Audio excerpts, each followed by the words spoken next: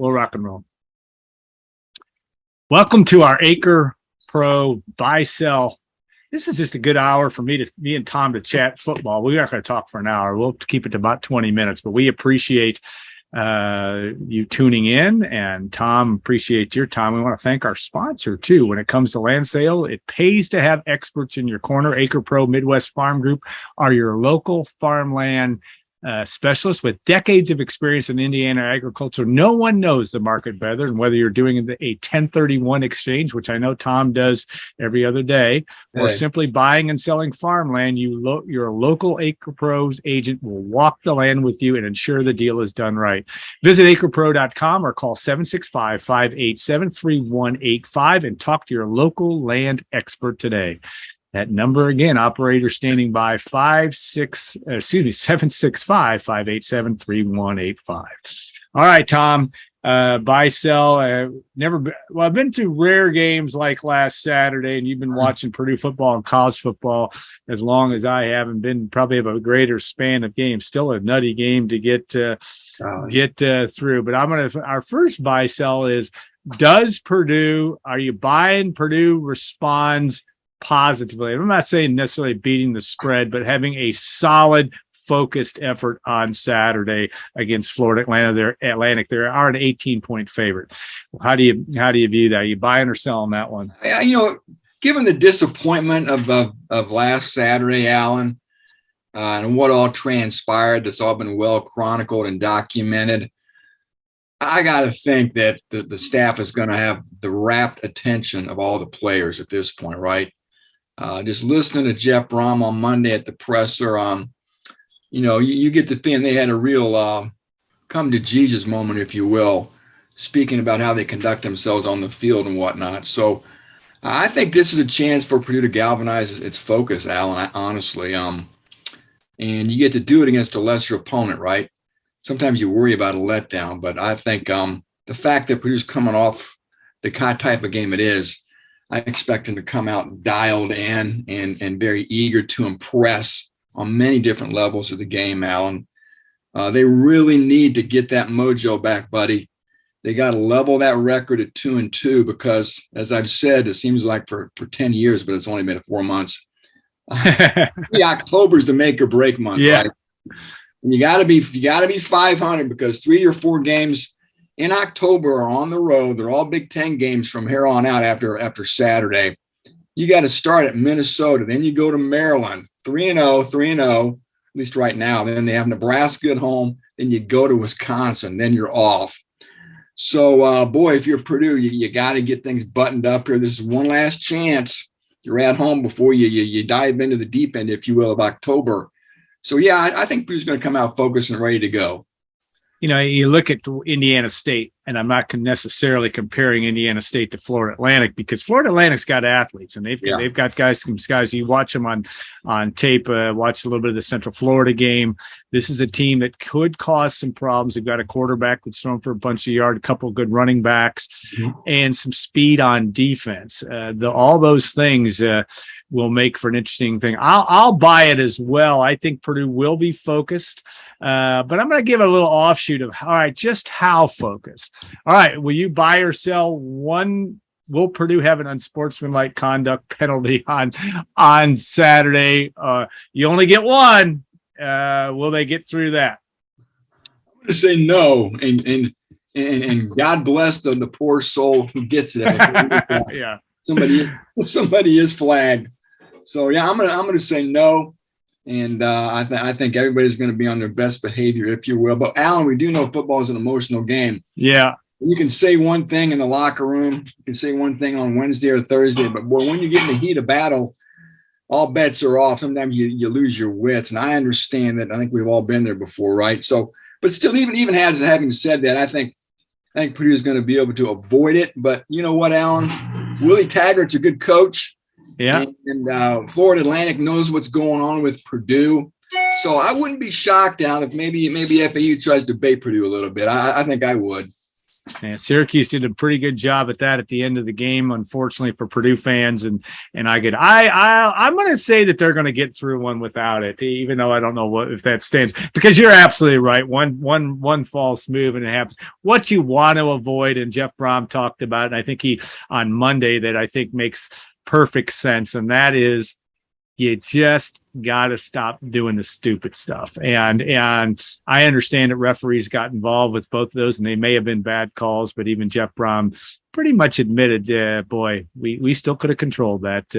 It's one of your favorite terms. You control what you can control in this world, and you have to hope that will be enough. All right, Charlie Jones really has it's as good as 3 weeks in really in the history of Purdue football. I don't know that anybody has done a whole lot better off the jump. I mean, certainly with number of receptions, receiving yards, 300 plus yard games, right? Is that right? And heading to the fourth. All right, Bicel, will he do 100 yards again against the Owls on Saturday night? Why not, Alan? I mean, like you said, we've both been watching Purdue football for years. You obviously longer than me, but I certainly can't remember a player having this type of an impact upon arrival to campus. I know his circumstances are different being a sixth-year senior, but still unbelievable. Real quick rundown. Penn State, 12 catches, 153 yards. Indiana State, 9 catches, 133. And Alan, that came in one half of work against Indiana State. Yeah. At Syracuse, 11 grabs for 188. 5 touchdowns on the year, which is second in the nation. His 32 receptions lead the country, and his 474 yards are second. So, there was a while there, sadly, when things got sluggish, late second to most of the third quarter. And then Charlie Jones hits, a 55 and a 51-yard catch, and off and away Purdue goes. And I asked Jeff Brom Monday, what are teams trying to do to slow this guy down? And at this point, film is out there. They know what Purdue likes to do. They probably know Jones' favorite routes, but Allen, he's still delivering, right? And that tells you something. So I'm going to say that the Charlie Train Express continues to march forward. Chris Daniels has the single season record for catches, Allen, I think 121, 1999. I think John Stanford has a record for receiving yards. Over 1,300. But anyway, Charlie Jones is on pace. I chronicled this last week. He's on pace to set every single season significant receiving record. And I know FSU's got some talent in their back end down. I talked to the voice of FAU athletics yesterday. He kind of gave me the stories on the site about some of the personnel, and he likes their secondary. But boy, I think with Charlie Jones going out, they got Payne Durham and 2 Allen. They just got to get a second receiver to step up with Charlie Jones. They're still sort of waiting. Maybe it's Deion Burks. We'll see. But too many weapons for FAU to contend with. Charlie Jones is going to get his, buddy. 21 catches Chris Daniels had against Michigan State. Yeah. I'll throw another one in. All right, you buying or selling? Will Charlie ever get to over 15 in a game? Because, boy, O'Connell, I mean, there's going to be a game this year. O'Connell's already had the 55 passes in a game, and he's been so, in my view, really, really good. I mean, I understand the Penn State game wasn't perfect, but those guys, I wouldn't see. Do you all right, I'll even throw it to Randall Lane, which is second, 18 catches. I believe is the second highest. He did that in the Drew Brees' 55 reception game, 55 completion game, I should say, 83 attempts in that loss at Wisconsin. Will he get to 18? You buying or selling that, my friend? I'm throwing you curveballs today. Alan, you made my day with the Randall Lane reference. I love Randall Lane. All I need now is a Jay Crabtree reference. Yeah. Okay. Jay, no period. That's right. I say yes. It's going to be one of those type games, probably on the road. Purdue's in a battle for its life. O'Connell's having to throw to keep Purdue in the game. And heck, it could happen in October. Could happen at Minnesota. Could happen at Wisconsin, where we talked about Drew Brees in 1998 with that crazy game. So, yeah, I think Charlie Jones is going to push toward 15 or 20 catches in the game this year. Like I said, probably in one of those dog fights on the road when again, like I said, Purdue's really battling for its life. If not, then Alan, how about this? How about they'll get to punctuate the regular season and make it the Charlie Jones show in Bloomington, Indiana for the Old Oaken Bucket game. You said Charlie go haywire and crazy that day. Maybe Purdue blows him out, and he has a monster game to sort of end his regular season Purdue career. Yeah. Now, Chris Daniels' total of 303 or whatever it was. It'll be interesting to see. But, you're right about the game against Syracuse. We were all I wasn't wondering, he's not doing anything, but all of a sudden, boom, boom. And he had a couple big plays, and he can run past folks. He is really something. All right. Jeff Brom talked about his linebackers. These are the things we didn't even script before we talked here, Tom. But all right, you're going to buy or sell somebody emerging on that linebacking core, because Brom seemed to be a little disappointed with the play of that group. He's had some injuries back in that position. It's clear that stating the obvious, you need somebody that can be reliable back there and really help you not only put pressure but also in coverage. And I would think with the way FAU runs it, they're going to be tested. Discipline will be tested today because they like to slant a little bit from what I saw last week against Central Florida. Who's your linebacker that you're going to buy that is going to start really making an impact back there in your view? Wow. I think mine is Jalen Graham, Alan. It's just sort of an okay unit. I think of the three defensive groups, the linebackers, and secondary, I think the linebackers would be ranked third there. There's just not a lot of athleticism, not a lot of explosiveness there, especially without Jalen Graham. A lot of good blue-collar players.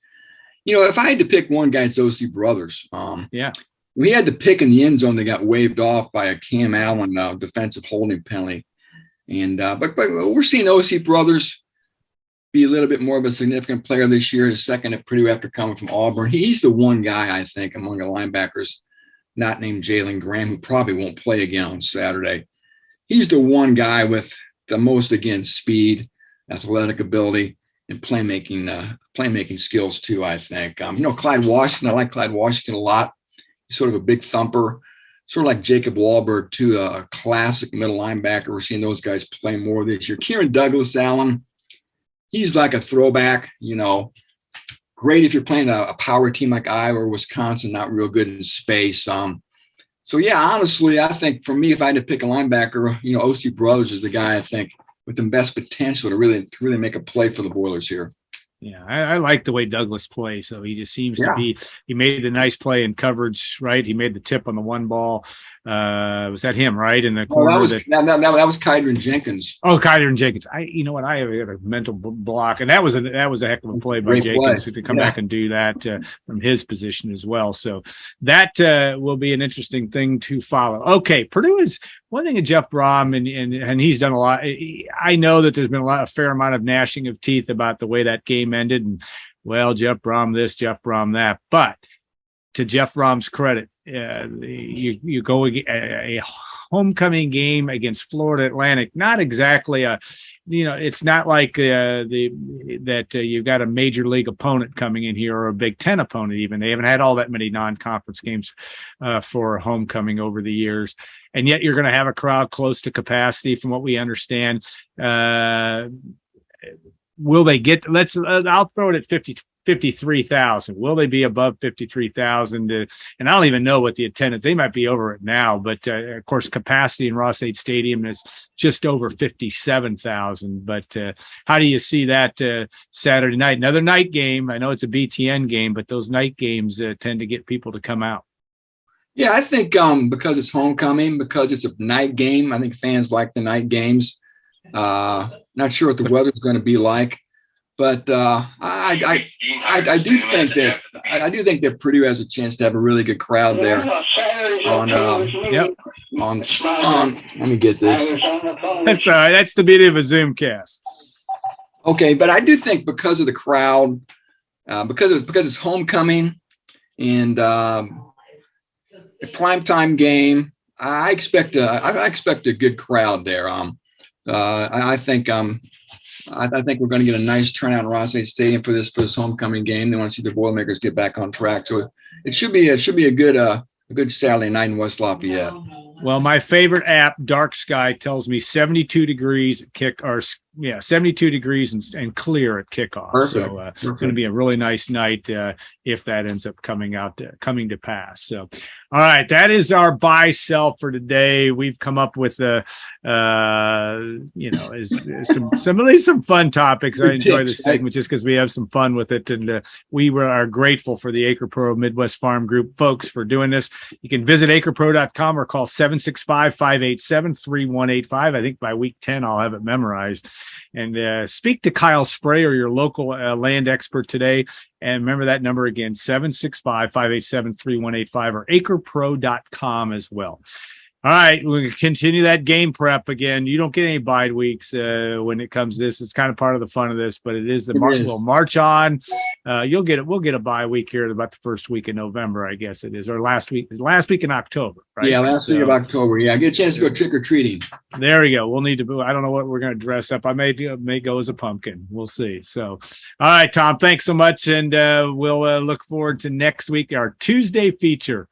acrepro and buy sell. We appreciate it, and hope you enjoyed it.